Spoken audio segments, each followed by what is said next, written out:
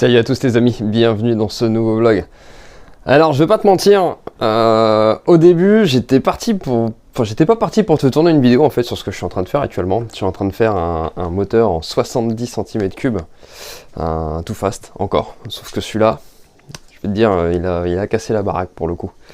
Donc je te disais, ouais, j'étais pas parti pour te faire une vidéo à la base, et puis finalement en cours de travail je me suis dit c'est quand même bête quoi. Non seulement c'est un chouette moteur déjà, avec en plus un score faramineux pour un 70 et puis avec une pièce d'anthologie, si je peux dire. Tu vas le voir par toi-même, hein. Voilà, le pot KRM Titan 70. Alors c'est pas un placement de produit, c'est rien de tout ça, j'en ai strictement rien à fiche. C'est juste histoire de te présenter encore un nouveau produit qui arrive sur le marché. Et voilà, donc c'est pour ça que je te dis à la base, j'étais pas parti pour te tourner une vidéo, et puis en fait je me suis dit, bah c'est quand même bête quoi. Et là, donc 70 cm3, moteur Derby Euro 3, hein, tu sais maintenant que c'est vraiment le moteur que j'affectionne. Pour la config complète, hein, bon, PVL Bidalo, embrayage KRM également. Carbu PWK, admission Most, pipe d'admission Most souple, boîte à clapet, V-Force 3i, etc. Enfin voilà, tu vois, toute la config qui va bien quoi. Hein. Et donc le petit pot KRM Titan. Et alors là, je peux te dire que la pièce, elle est non seulement elle est magnifique, mais en plus ça va quand même pas mal. Pour celui-ci d'ailleurs, c'est vrai que je t'ai pas montré ça, mais on est sur une finition comme ils savent bien faire hein, chez KRM. Il y a pas mal de couleurs en tout genre, et là c'est ce qu'ils appellent le néochrome. Hein. Donc tu vois, ça c'est le support de l'échappement, le multifix, qui est de cette couleur là. C'est vraiment chouette, et j'ai la cartouche qui va avec. Je suis en train de te sortir ça. Alors excuse-moi, à une main. Voilà, c'est pas simple. Tu vois la petite cartouche néochrome qui va bien, franchement. C'est vraiment chouette. Hein. Alors bon, je la laisse emballer volontairement pour éviter d'aller faire des traces de doigts dessus ou quoi que ce soit. Surtout que voilà, j'en ai une autre hein, moi pour faire du banc, donc comme ça évite de faire des marques ou de la salir. Mais franchement, c'est du plus bel effet. Même le logo KRM, hein, il est aussi en néochrome comme ça. Avec ce pot titane, on a également le tube de fuite en titane.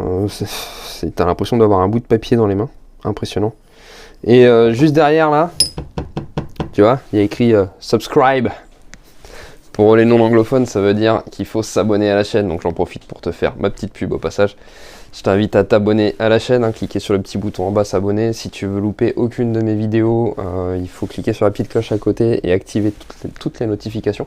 Ce qui fait qu'à chaque fois que je sors une vidéo, tu reçois une petite notif hein, sur ton téléphone, et puis voilà. Généralement, j'essaye de faire à peu près une vidéo par semaine. En principe, quand tout se passe bien, c'est le dimanche matin que je sors ma vidéo.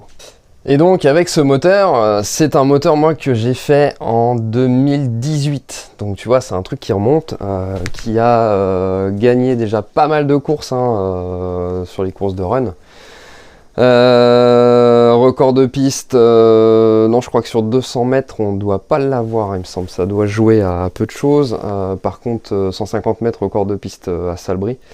Et très clairement, voilà, ça fait maintenant des années que ce moteur est sur le podium. Alors bon, bien sûr, hein, il a été révisé, etc. plusieurs fois entre temps. Et puis, il était resté à l'arrêt pendant, je dirais, quasiment 2 ans. Resté à l'arrêt, usé, fatigué, voilà, il avait fini sa dernière saison. Et puis là, on s'est dit, bon, bah, si on le remettait en route. Donc mon client m'a contacté, il m'a dit écoute Aurel, remet le 70 en route, machin, on y va, c'est parti. Donc voilà, le moteur est revenu à l'atelier ici, hein, donc ça si jamais tu te poses la question, c'est le châssis de banc, hein, donc c'est vraiment la machine dans laquelle je mets tous mes moteurs pour faire mes tests. Et du coup donc je lui ai refait une petite santé, donc vilo neuf, j'ai remplacé quelques roulements de boîte en même temps qui commençaient à être un petit peu chantants à l'oreille, j'ai dit bon on va remplacer ça, piston neuf, et c'est toujours le même cylindre hein, par contre, voilà, toujours le même Nicasil et quoi que ce soit, hein, donc comme quoi ça résiste quand même. Et donc je te montre un petit peu ce qu'on avait avant dessus, hein. Ça c'était donc l'ancienne courbe hein, en 2020, tu vois c'est marqué juste là. On avait 26 chevaux au rouleau et 13 Newton de couple. Autant te dire que déjà, ça c'est donc mon ancien record de banc. Pourquoi je te dis ancien? Parce que tu vas voir qu'il a sauté, et de quelle manière, franchement je suis assez surpris. Donc 26 chevaux rouleau, 13 mètres newton de couple, c'était déjà là c'était complètement dingue quoi. Franchement c'était un chiffre assez stratosphérique. Clairement un 80 qui marche hein, chez moi sur mon banc, hein, donc pareil avec un cylindre tout fast, hein, c'est le record actuellement aussi en 80. Bah c'est allez on va dire un cheval de plus, un cheval et demi de plus. Quand t'as un cheval et demi de plus déjà ouais, c'est quelque chose. Bon par contre forcément il y a plus de couple et plus tôt, hein, ça c'est obligatoire. Mais déjà le chiffre en lui-même c'est vraiment complètement dingue. Et alors là je vais te montrer le moteur tel qu'il est maintenant. Et tu vas voir que c'est encore un autre monde. Alors il n'y a pas 10 chevaux de plus, hein, faut pas non plus abuser. Mais c'est complètement dingue. Allez, je te montre ça de suite. On passe de la courbe verte à la courbe rouge. Alors là, tu vois, je dirais qu'on a la puissance et le couple un petit peu plus tôt. Par contre, tout est supérieur, hein. On passe à 26,4 chevaux, donc on a un gain de 0,4 chevaux. Par contre, on a récupéré 0,5 mètres-newton. Ça, c'est plutôt intéressant. Donc tu vois un gain plutôt sympathique sur toute la courbe d'accélération dans la montée, donc toute cette partie là jusqu'en haut, hein, vraiment là on a grosso modo dans la montée par endroit, là je pense qu'on doit avoir à peu près un cheval de plus, à ce niveau là on en a à peu près un de plus, on va dire on a 0,7 0,8 de mieux dans toute la montée. Par contre voilà encore une fois hein, tu vois le couple ici il a vraiment monté sévèrement. C'est vrai que je l'explique rarement, mais tu vois une courbe rouge, une courbe verte, hein, donc la verte épaisse et verte fine, courbe épaisse correspond à la puissance, courbe fine correspond au couple. Donc la verte va avec la verte, la rouge va avec la rouge, bien entendu. Et donc tout ça, en plus, sans perte de plage d'utilisation, hein, tu vois, on a le moteur qui allonge très bien jusqu'à 15 500 tours, voire même plus, hein, j'ai fait certains tirs où je montais même à 16 000 tours en charge. Bon, 16 000 tours... c'est impressionnant parce que ça gueule, moi j'aime bien le 2 temps pour ça, mais il les prenait pour rien, très clairement. Donc c'est pour ça que je ne l'ai pas laissé comme ça, parce qu'à un moment faire gueuler le moteur pour faire gueuler, moi j'y vois vraiment pas d'intérêt. Donc voilà, j'ai travaillé sur les réglages, etc. hein, et puis bon, on arrive à la courbe que tu vois ici. Donc plutôt extrêmement satisfait pour ça. Avec, tu vois, hein, donc toujours pareil, hein, on me le dit souvent, je voudrais faire un truc différent, avec une config différente, mais je veux un truc qui marche. Bah en fait, il n'y a pas de secret, hein.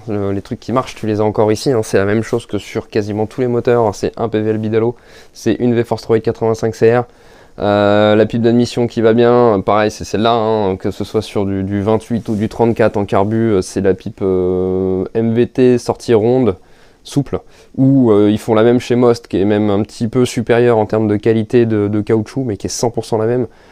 Carbu de PWK, hein, 32, 30, 32, 34 selon les affinités, mais voilà.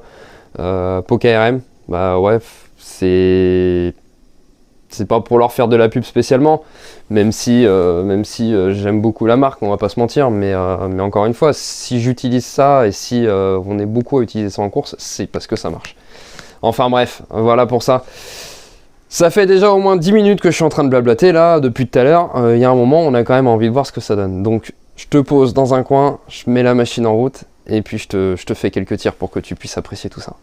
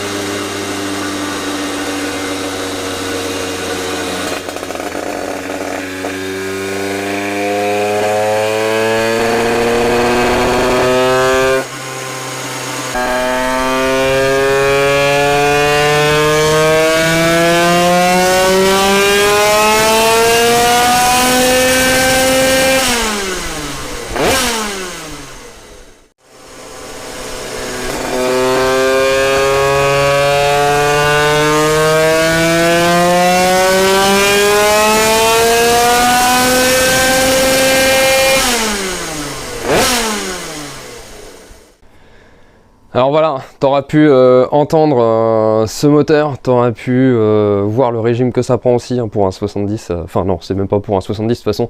Je sais pas pourquoi je dis ça, parce qu'en fait les 50 et les 70, à chaque fois c'est ceux qui marchent le mieux.